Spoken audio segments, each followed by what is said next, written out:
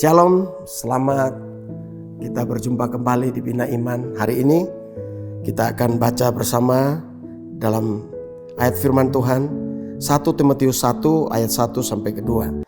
Salam dari Paulus, Rasul Kristus Yesus menurut perintah Allah, Juru Selamat kita, dan Kristus Yesus dasar pengharapan kita.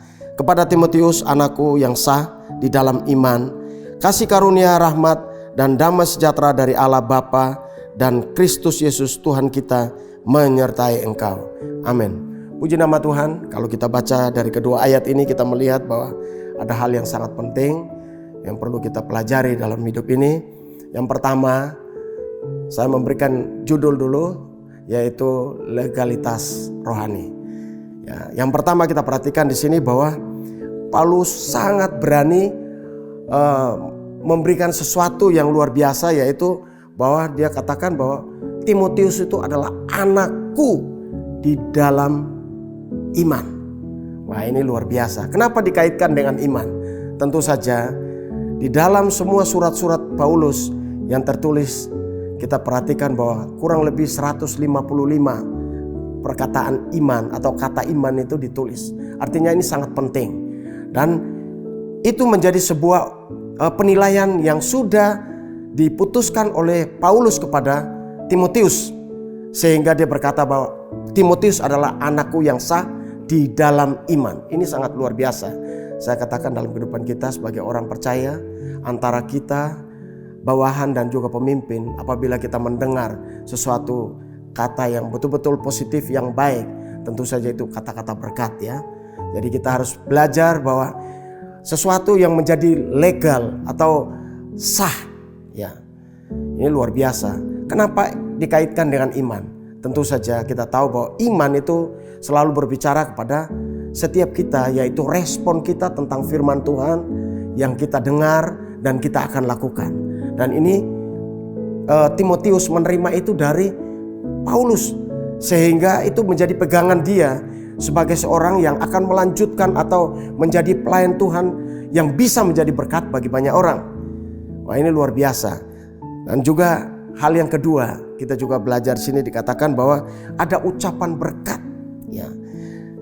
Dikatakan kasih karunia, rahmat, dan damai sejahtera dari Allah Bapa dan Kristus Yesus Tuhan kita menyertai engkau.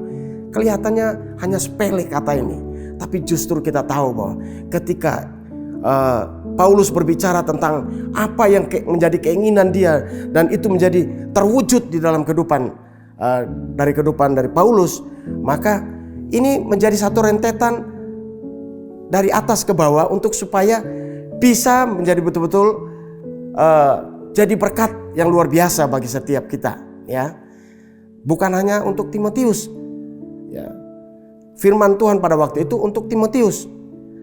Dan kata-kata berkat ini luar biasa. Kita juga harus belajar dalam hidup ini bahwa biarlah kata-kata berkat yang kita keluarkan bagi setiap orang atau menjadi berkat bagi orang lain.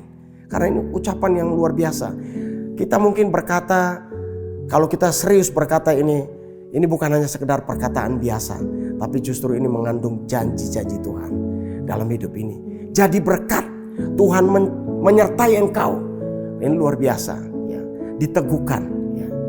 Kita bersyukur kepada Tuhan bahwa Tuhan itu luar biasa dalam hidup ini, mau mengajarkan kepada kita untuk melihat pemimpin yang baik dan orang yang dipilih atau orang-orang yang bekerja sama dengan baik.